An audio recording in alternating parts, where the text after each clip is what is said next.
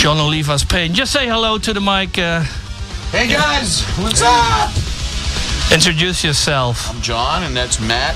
Hey, Matt. The lead guitarist. Matt LaPorte, right? Thank you. And John Oliva. Yes, We'll talk to you later. We're going to play some new music to the people. And later we're going to hear some new Oliva stuff. But first... Hey, this is John Oliva from Sabotage, and there's more Savawatts coming up. Stay tuned.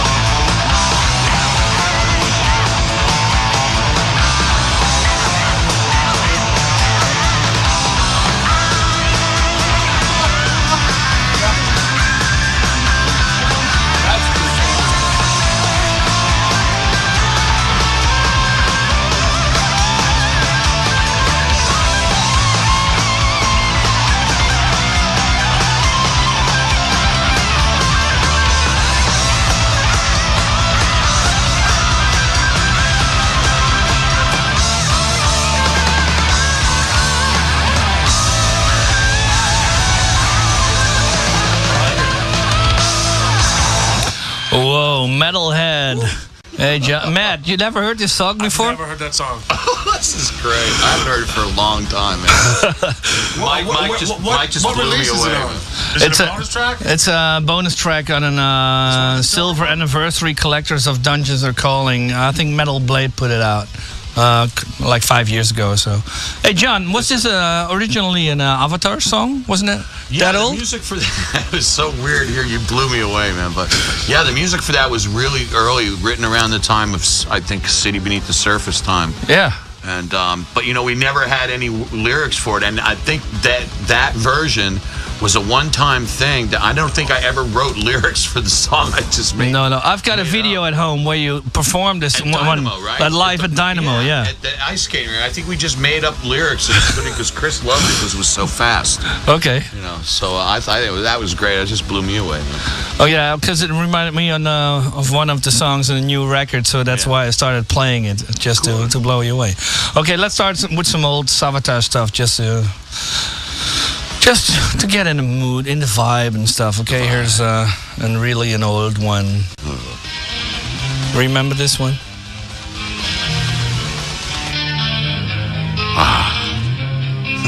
Yeah, this is good.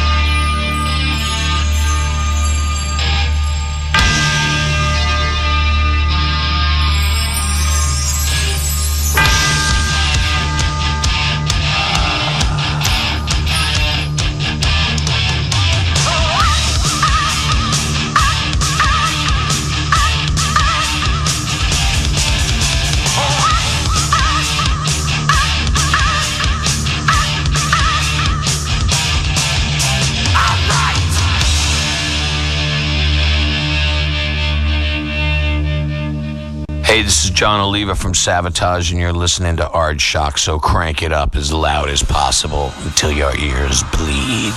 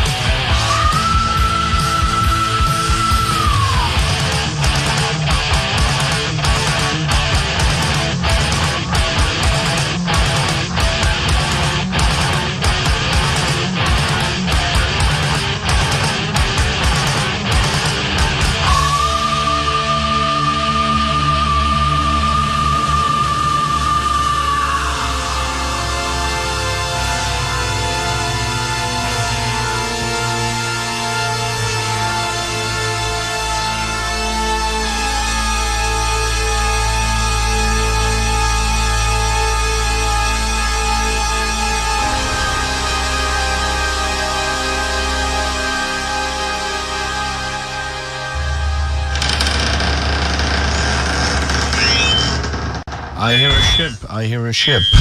Our ship is coming. Okay. Turn your volume down. Okay, Matt, this is a studio. We have feedback here. Yes, you have feedback, man. Okay, good. John. Yes, sir. Yeah, we just go very quickly through the career because we can play Sabotage songs for 5 hours and still. Hold on, I put another background music. Just do Warriors in the background or something. Cool. Nicer. I won't translate it in Dutch. I hope everybody understands. Okay, yeah, well, Sirens and Dungeons Are Calling, of course, was one recording session. Both records came out. We did that in 24 hours, both of those. Wow. 24-hour session, including the mixdown, too. So we actually recorded all the songs in probably about 8 hours and then spent the rest of the time mixing for the big cost of $2,100. That's okay. With producer Dan Johnson. Yeah. Okay. Yeah. I know. I still talk to until the very day, actually. Yeah. So it's a small world, isn't it? Definitely. Okay, Sabotage. Where should we? Well, I don't want to go through the whole Sabotage thing. Everybody knows that. No, I won't do it because everybody knows that shit. You guys know me up here, man. You guys know me, so yeah. Archuk is supporting you already since day one. So everybody knows whenever we're farting, everybody read it in the magazine. Definitely. Hey, Matt, when did you heard Sabotage for the first time? Interesting story, as a matter of fact. Go closer to the mic, please. Very interesting story. For me, at least it's interesting to me. I worked as a bag boy in a grocery store Halloween night, 1986. I walked outside to my car to leave, to get off work at midnight, and I turned my car on and turned my radio on, and I heard Power of the Night on Halloween night, 1986. And for me, I was hooked. Okay. Yes, you were hooked. Halloween night. Power of the Night. Okay. Yep. To Power. Well, and this is actually, in the background you hear Warriors is from Power of the Night. Yep. Just to. Yep. So that was your first time you heard about Sabotage. Well, it was not my first time hearing about them. It wasn't my first time hearing about them because I lived in Tampa Bay. Okay. And I always used to see these pictures in magazines and album covers all around town, but I never heard any of their music. I just knew they had this weird pasty guy singing for them. He had the ghoul. It looked like he had the ghoul makeup on. What a clod. Back in the day. But when they play in places like Janice Landing or the Valley Club or Club 19 or, you name them, there were a lot of clubs around that time. I was too young to get in the clubs, but I did get to see him several times at Janice Landing. Okay, in the backyard. Yeah. Mm-hmm. Janice Landing was a cool venue. It still is, right? Downtown St. Pete. Okay, well, forget the whole Sabotage thing. Well, okay, to close off one thing, Sabotage had a great career, never made a lot of money. They just always survived. They went through the ups and the downs like every band. Did, man. And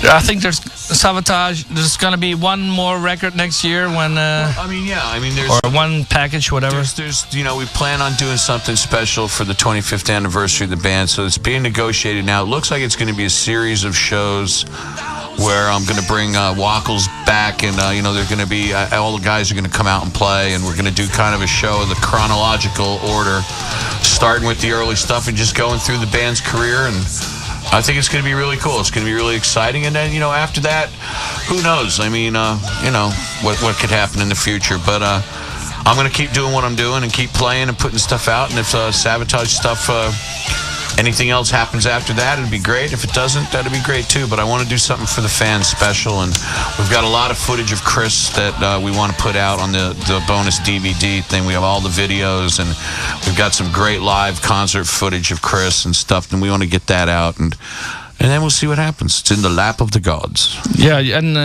don't forget, we have some great Dynamo recordings, also of Metalhead and stuff. So yeah, we have to keep in touch. Definitely. So you include that stuff in the package because, You have Metalhead live, huh?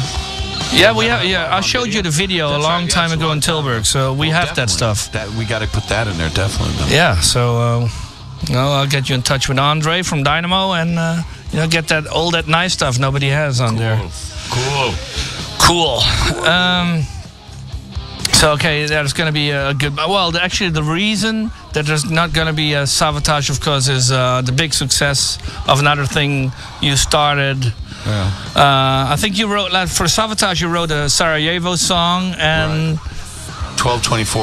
1224. When they're dead, yeah. Yep, and that was a song that could hit another complete new market. And well, it basically spawned the Trans-Siberian Orchestra. It became a huge hit in America, and the funny thing is that in a way, it's good because the guys in Sabotage all play in it, and they finally, we went through a lot of hard times, and we never really made much money. At least now, at the end, towards the end of your career and stuff like that, at least they're getting what I think they deserve, because we all worked really hard, man, and we never had the millions of dollars and flew around in airplanes and stuff. We were in the shitty vans and stuff like that. So to see that succeed, it's helped my family. I know I've been able to help my mom and dad out, and that's a good thing. And we'll just see what happens.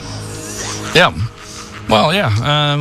Are you gonna continue writing for TSO stuff? Yeah, I actually just finished writing the new album with Paul a couple months ago. Paul O'Neill is the producer, and he writes all the lyrics and the storylines, because TSO is all story stuff. So, but yeah, we finished that, and that's getting ready to go into recording when I get back off the road from what I'm doing now. So, and that'll be out after Christmas next year. It's gonna be another Christmas story, or is this totally? It's totally different. It's totally different. I have no idea what the story's about, because all I've been working on with him is the music. So he hasn't really gone over much of it with me. So, but I've been working on a lot of tracks for him for that. So it's really good too. It's good stuff. And that Romanov thing you have been working on, is that? That is going to be done. That's the next project that we're doing after we finish this this new TSO record. That Romanov is the next thing that they've got up on the blocks to do. So that's really cool. It's very dark. Okay, I don't know Romanov, but I think it's a Russian composer or something. No, that's based on the revolution. The story that's about the 1914 Russian Revolution. It's very intense. Okay. They killed lots of people. Yeah, what's new? They did it like 40 years later or 30 years later. They did it again. But okay, just listen to some Sabotage a little bit, and we get back to you.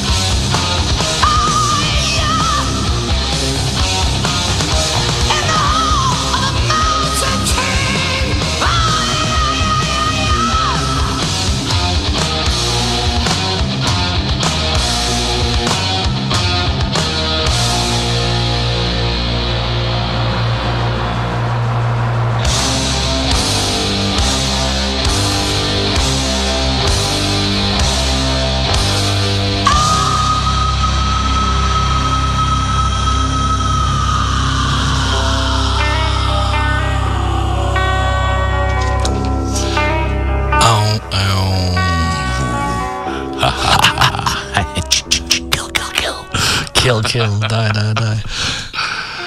Oh, that stuff brings back great memories, man. It's just okay, yeah. We keep on continuing playing some old Savatage in the background, and going to the new stuff in a few minutes. I mean, we still have some time. We are hanging, till man. I love it here till 10 o'clock. We have time till 10 o'clock, we so got we have time some to kill, man. a lot of good music to play. Great.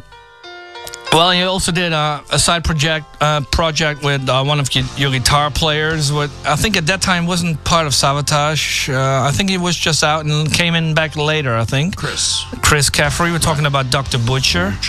By the way, how is Chris doing? Because the record company where he put all his stuff out went broke. I haven't talked to him for like a month or so, and I heard that the last I heard was that his company went out of business, and he's looking for a new deal. So that's the last I heard. Yeah, okay. That was about a month and a half ago, and I haven't talked to him since. So because he put like a shitload of songs out on a Black Lotus record in Greece, and tons of songs, I think the record company doesn't exist anymore, or no? I think they went bankrupt. Somebody saw on the website, sorry, we're out of business. Yeah, that's sad, when that happens. But he'll find another one. Are you gonna bring him along on the next year's thing if you come here with absolutely with Steve and with Steve Wackles and absolutely Keith Collins on bass? No. Nah. How about no, Mike? Actually, I saw him perform once somewhere in Largo with Keith Collins Crunch. He was the guitar player. You were? Probably not the show you saw, but later. No, it was in a little bar. It wasn't a Green Parrot or something where you played, but it was somewhere in Largo in a really dump. That's my hometown. That's for sure. And let's let everybody know in Holland that Matt lives in a dump. Better than a dumpster, I suppose. Well, there's some nice areas in Largo, actually. With some nice dumpsters. There are some nice garbage pails around there. Okay. It's the leftovers between St. Pete and Clearwater, right? Exactly. We call it the middle of nowhere. I play for John Oliva. It's all he can afford right now. That's right. Okay.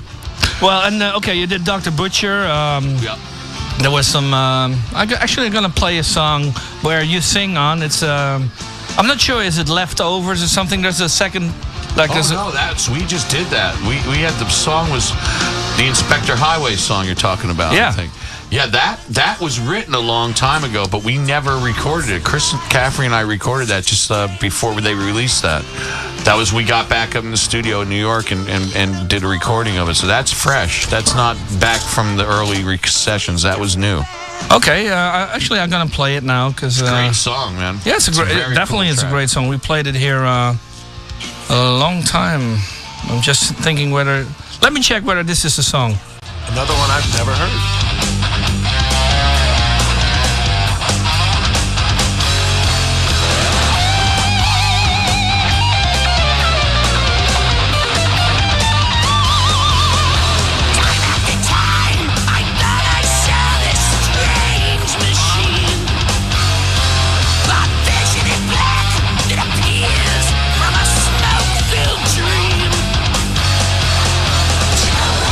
He plays tricks with your mind.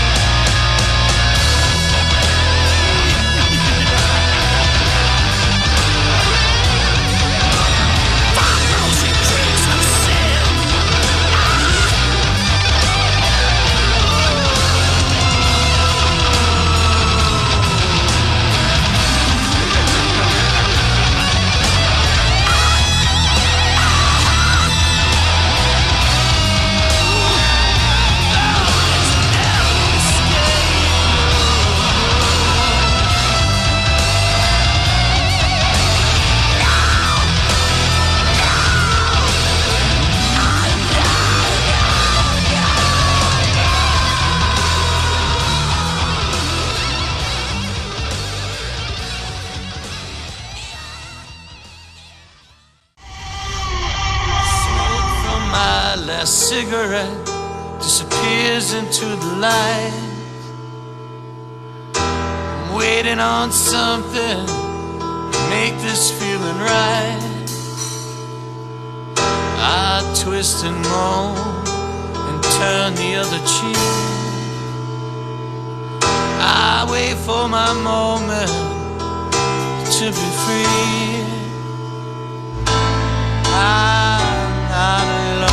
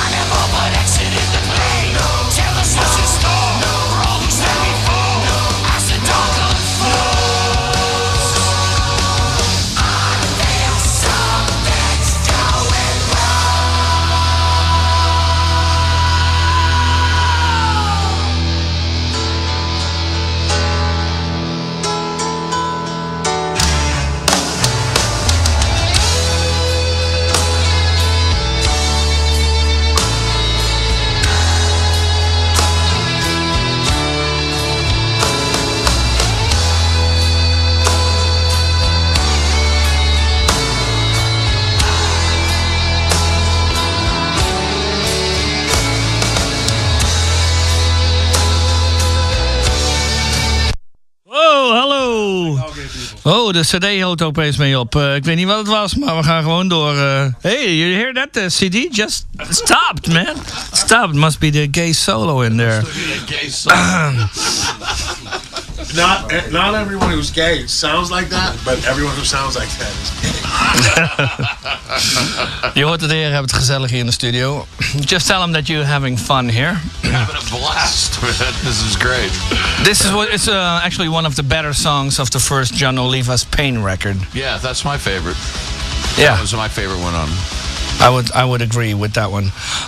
But now you've got a new. Well, actually, you started off with an EP to warn everybody of the.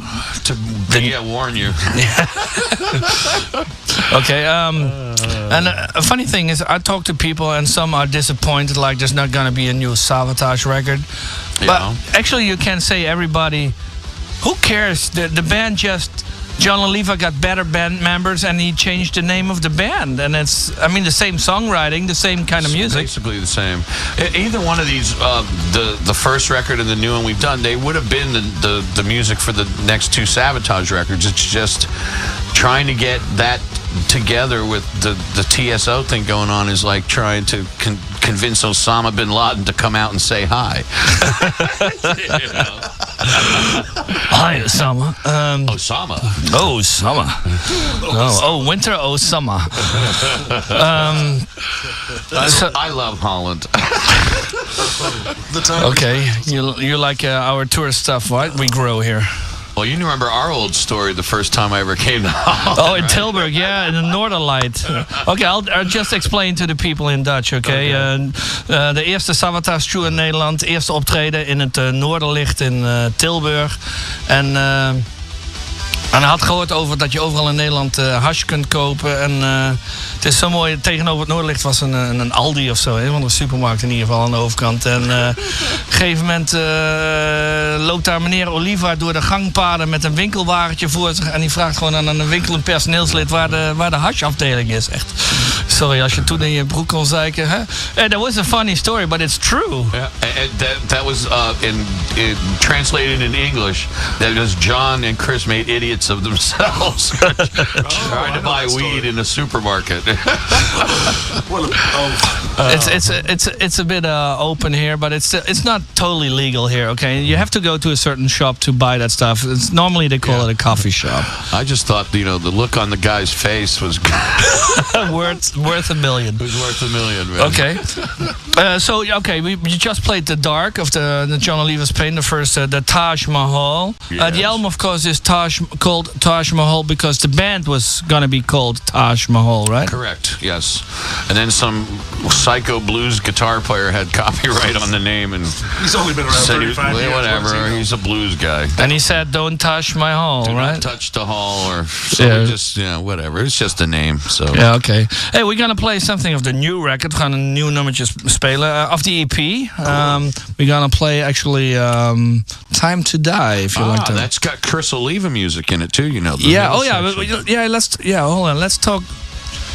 Explain a little bit about that one, because both songs on this on the EP have music that is written by Chris that no one's ever heard before. My wife found a box of old tapes in one of my moves, because I move around a lot, and it was just, I forgotten I even had it, and then she brought it out one day, and I looked at it. It was like discovering gold, and it had like 25 cassette tapes of all writing sessions that Chris and I had back in the day, from anywhere from Sirens period all the way up through Streets. So I found some great riffs, and it was cool because it was like Chris was a part of this record, because he's got songwriting credit on 4 or 5 songs, I think. So, but both of these songs have Chris Oliva music in them. Okay, we're gonna play "Time to Die." Cool.